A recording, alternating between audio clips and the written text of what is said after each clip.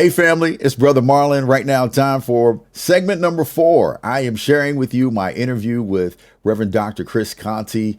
He is a physician and a pastor, so his perspective is very interesting because he sees it on both sides of the coin.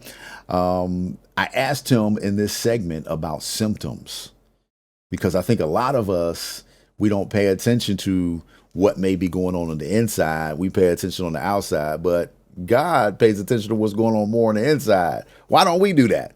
Anyway, check out my interview with Pastor Chris Conti.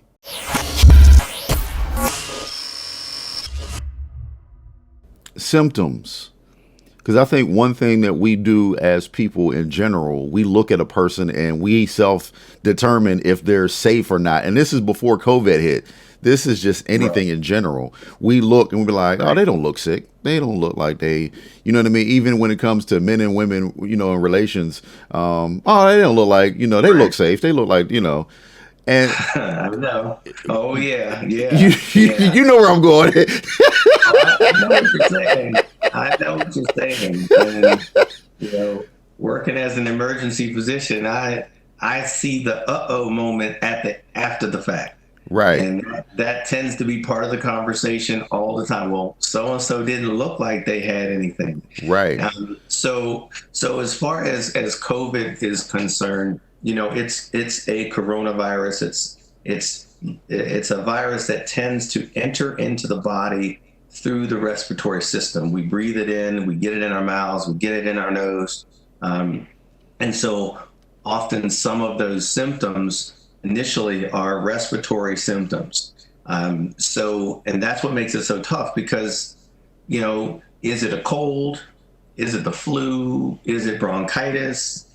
Or is it just my allergies? I mean, right now it's a beautiful June right. day and everybody's allergies are all acting up. Yes. You don't think your allergies are acting up. You wonder where that yellow film came from on your car this morning after you washed it this weekend. Well, that's the pollen. Mm-hmm. And so, you can cough and sneeze and be congested and have a runny nose and a sore throat, all because of seasonal allergies. So how do we know what's what? Well, we add some of the other symptoms, things like fever, extreme fatigue, unexplained headache, body aches. But again, although that makes the list of possibilities smaller, there's still other things that are not COVID that could be accounting for those things. For example, now body aches, muscle aches, joint pain, and fever in Western Pennsylvania could also, before COVID, if someone came in with those symptoms and they had no respiratory symptoms at all and just had body aches, muscle pain, and unexplained fever, the first thought in my mind in Western Pennsylvania as an emergency physician is Lyme disease pre-COVID. But now, who knows? So, so even with the addition of those symptoms, it could still be other things. And remember that, we believe that, 30-some% of people are either pre-symptomatic positive, meaning if they tested today, they would be testing positive, but they would report absolutely no symptoms. Or they are going to be asymptomatic, meaning they may never develop symptoms at all of any kind, but are now able to transmit the virus to other people. And I think most alarming is the fact that those pre-symptomatic people, those people who have not yet developed symptoms, they have what we call a higher viral load, which means they're more prone to infect people when they don't have symptoms. Some of the preliminary data from Wuhan, China, suggested that, at least one of the index cases did not develop any symptoms until about day 18 or 19. And all the while he was unknowingly infecting people and he had no symptoms of illness. And so, so because we don't know who is infected and who is not, either because some may have no symptoms, some symptoms are so subtle that they might be attributed to something else or missed entirely, and because our testing does not confirm your positivity or not, that's why it's important to exercise these public health precautions even under green, because under green we're going to get the impression, well, we can go do these things. You should still have a plan of attack when you go to the mall or when you go to the store or go get your groceries. I'm going to get in, get out, get gone. Even though we're under green, I'm not going to sit there and have conversations in the aisles with people. I'm still going to observe social distancing myself. I'm still going to wear a mask. I'm going to use hand sanitizer. I'm going to carry it with me into the store. I'm going to use it often while I'm there, but I'm going to have a mapped out plan. I'm going to go to the Giant Eagle or whatever, the shop and save that I know where everything is. And I'm going to go from aisle one straight through and try to get out as fast as I can. So because we just don't know, we don't know enough about what sick looks like. We know what sick looks like once you test positive and start to have these moderate to severe symptoms. Right. But even that has changed because now, 12 weeks ago, we were, some of the guidance that physicians were getting was that if a person comes in with fever and gastrointestinal symptoms, that's not COVID, because COVID doesn't produce gastrointestinal symptoms. Well, now we know that some people, the only symptoms they get are gastrointestinal symptoms, nausea, vomiting, diarrhea. They don't get respiratory symptoms at all. We started hearing about people with these red eyes, and people were getting conjunctivitis or pink eye.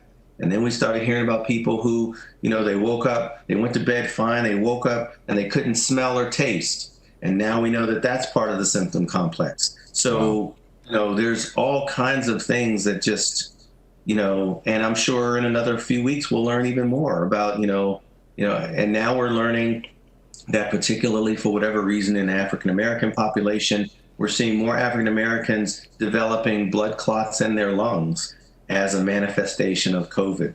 They didn't have any other risk factors. They weren't smokers.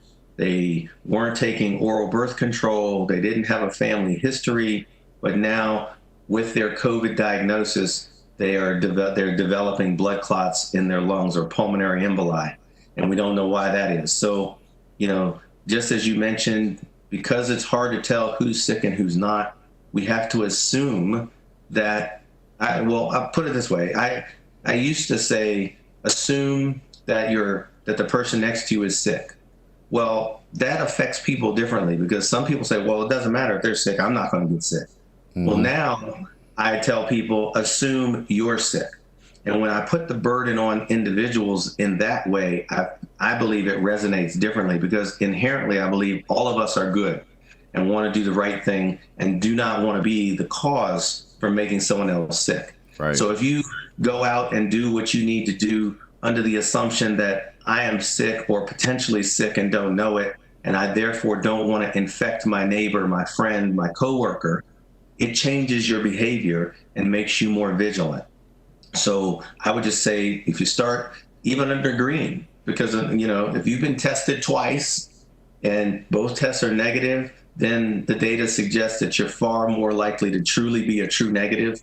But if you haven't been tested or you've only had one test, then you still should be working under the assumption that I'm an asymptomatic carrier or I'm a pre-symptomatic positive person, and I don't want to make my whole workspace sick because I decided to come to work without a mask. So, and that's even under green because COVID is still there.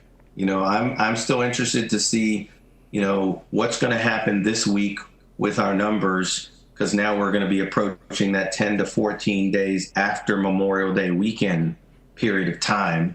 And you and I, I'm sure, both know that, I saw some non-adhering to social gathering going on during Memorial Day, just in my neighborhood. So, so it'll be interesting to see how that all pans out over this next week, because now we'll be out, just outside that 14-day window.